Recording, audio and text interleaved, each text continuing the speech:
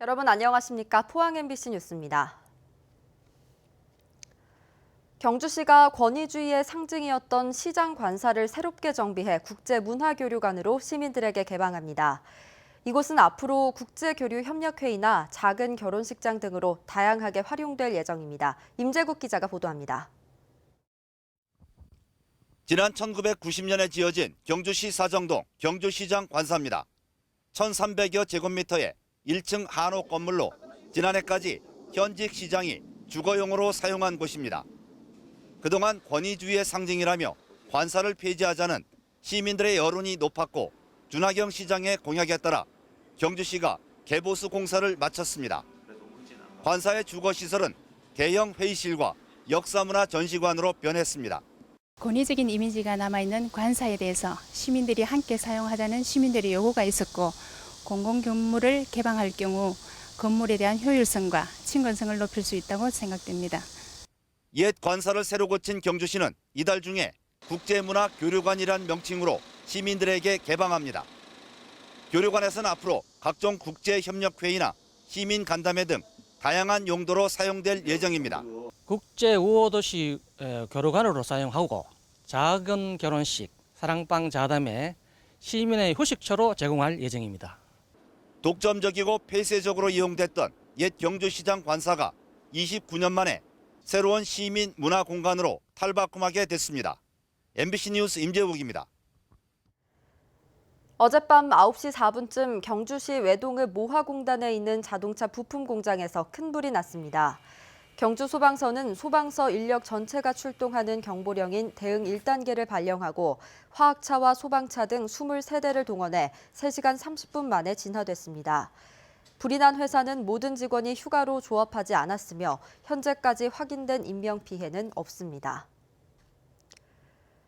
폭염이 지속되면서 고령자들이 영농 작업을 하다 숨지는 사고가 잇따르고 있습니다.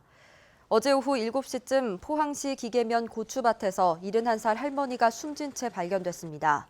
또 지난 3일에는 고령군에서 80대 여성이 열사병 의심 증상으로 숨졌고 하루 전인 2일과 지난달 23일 김천과 청도에서도 밭일을 하던 80대 여성이 온열 질환으로 숨지기도 했습니다.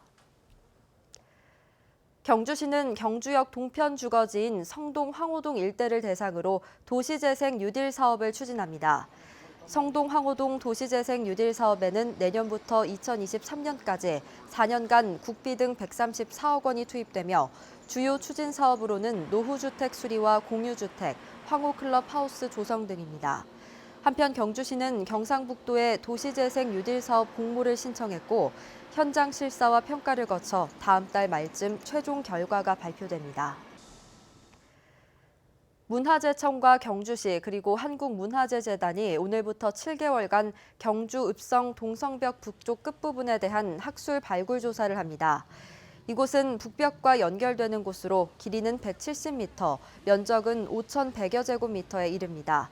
한국문화재단은 이번 발굴을 통해 읍성의 범위와 시기별 증개축 과정 등을 연구하고 읍성 복원을 위한 자료를 제공할 예정입니다.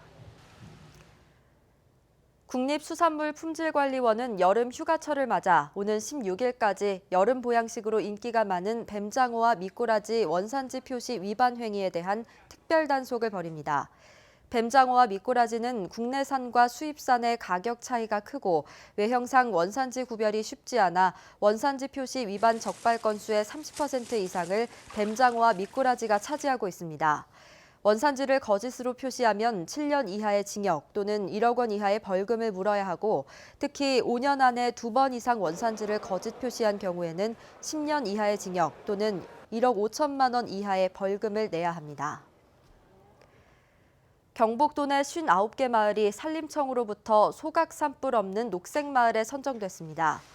이번에 선정된 59개 마을은 이장을 중심으로 논-밭두렁과 생활쓰레기 등 불법 소각 근절에 나서 표창과 함께 녹색마을 현판을 받았습니다. 올해는 도내 23개 시군 4,400여 개 마을이 참여한 가운데 소각 행위가 적발된 131개 마을을 제외한 대부분 마을이 소각 산불 예방에 노력해 97%의 높은 이행률을 기록했습니다.